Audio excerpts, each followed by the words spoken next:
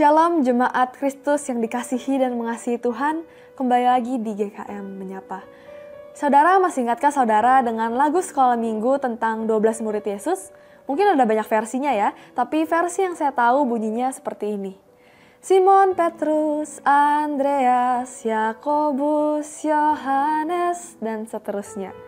Ketika mendengar lagu ini, saya mulai berpikir, kenapa ya nama Simon Petrus disebut duluan bukannya Andreas? Padahal kan Andreas yang terlebih dahulu membawa Simon Petrus kepada Tuhan Yesus. Saya mau mengajak kita untuk melihat bagian firman Tuhan yang terambil dari Yohanes 1 ayat 40 sampai 42. Dikatakan salah seorang dari keduanya yang mendengar perkataan Yohanes lalu mengikuti Yesus adalah Andreas, saudara Simon Petrus. Andreas mula-mula bertemu dengan Simon, saudaranya, dan ia berkata kepadanya, "Kami telah menemukan Mesias," artinya Kristus. Ia membawanya kepada Yesus. Yesus memandang dia dan berkata, "Engkau Simon, anak Yohanes, engkau akan dinamakan Kefas," artinya Petrus. Kalau kita perhatikan, Andreas di sini diperkenalkan sebagai Andreas saudara Petrus, bukan sebaliknya. Mungkin aja Petrus adalah orang yang lebih dikenal oleh orang-orang pada saat itu. Atau mungkin Petrus dipandang sebagai orang yang memiliki peranan yang lebih penting dibanding Andreas. Tapi di sini kita nggak ngelihat Andreas mempersoalkan hal tersebut.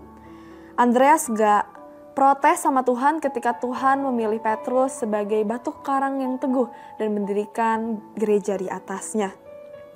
Saudara, Andreas telah memakai kesempatannya untuk menjadi Andreas yang kita kenal hingga saat ini. Andreas bukan Petrus dan Tuhan gak pernah menuntut Andreas untuk menjadi Petrus. Tuhan cuma mau Andreas melakukan apa yang menjadi panggilan Tuhan kepada Andreas. Yaitu Andreas yang membawa Simon Petrus kepada Sang Mesias. Andreas yang membawa orang Yunani kepada Yesus. Andreas yang membawa anak dengan 5 roti dan 2 ikan kepada Yesus. Dan Andreas yang menjadi murid Kristus dengan setia hingga akhir hidupnya. Bagaimana dengan kita saat ini? Mungkin ada dari kita yang sedang merasa gak puas dengan keberadaan diri kita. Mungkin kita sedang gak terima, kenapa teman saya lebih sukses dibanding saya? Kenapa ada orang yang lebih disenangi daripada saya? Kenapa kerja keras orang lain lebih dipandang sedangkan kerja keras saya tidak dilihat? Saudara, orang yang melihat ini sebagai ketidakadilan hanya akan merasa tidak puas dan mulai tidak lagi mau mengerjakan pekerjaannya, mulai tidak peduli dengan tanggung jawabnya.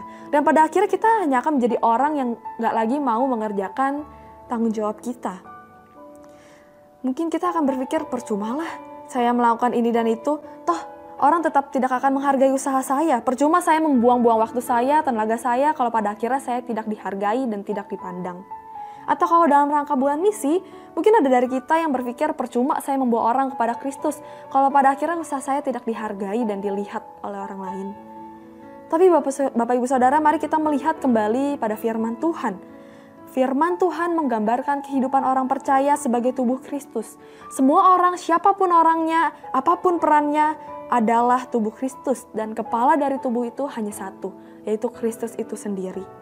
Gambaran ini sangat menjelaskan bagaimana keberadaan kita sebagai orang percaya. Kita adalah anggota yang beragam, bukan seragam. Saudara, Tuhan tidak melihat kita dari kedudukan kita, status kita, kekayaan, kepandaian, kehebatan kita. Tapi yang Tuhan lihat adalah apakah saya telah menjadi diri saya yang melakukan tanggung jawab yang telah Tuhan percayakan kepada saya, kepada kita masing-masing dengan optimal, dengan tekun dan dengan setia, sesuai dengan kehendaknya. Mungkin kita adalah guru, kita seorang ibu rumah tangga, kita penjual makanan, direktur, pemilik toko, kita hamba Tuhan, karyawan, atau siapapun Bapak Ibu Saudara dan saya, kiranya kita boleh menjadi Andreas yang puas menjadi diri kita dan kita puas akan apa yang telah Tuhan percayakan kepada kita masing-masing. Mari kita dengan setia mengerjakan panggilan dari Tuhan sebagai anak-anak Tuhan yang dapat diandalkan dan memuliakan nama Tuhan hingga akhir hidup kita. Amin. Tuhan Yesus memberkati.